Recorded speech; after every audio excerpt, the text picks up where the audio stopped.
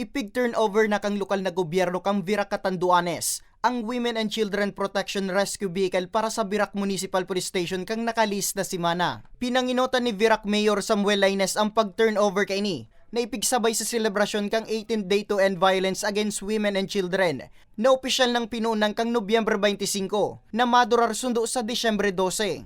Sigun kay Police Staff Sergeant Renen de los Reyes, ang tagapagtaram kang nasambit na ipatura saro ini sa mga priority projects kang LGU kang taon 2022 pa. Ngunya na bulan kan dagos na ining narealisar na dakulang katabangan sa ipatura sa sendang mga operasyon, urog na sa pagresponde sa mga pigaabusong kaakian asin kababaihan.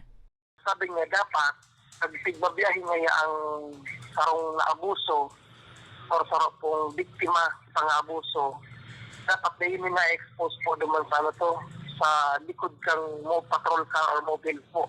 And yun na ito, sabi niya, gusto niya igawang exclusive po talaga na pang women and children protection desk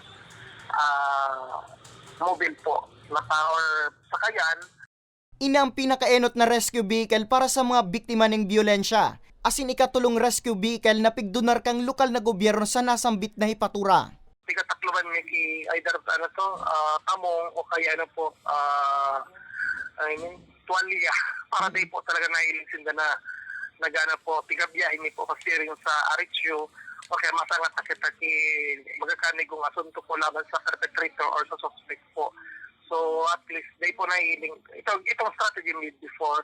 Di ko lang aram kung nakaabot kay Mayor itong sitwasyon na talaga po na dapat di nailing ang kangano sa komunidad sa biktima na ki pang-abusong either sexual or physical na abuso.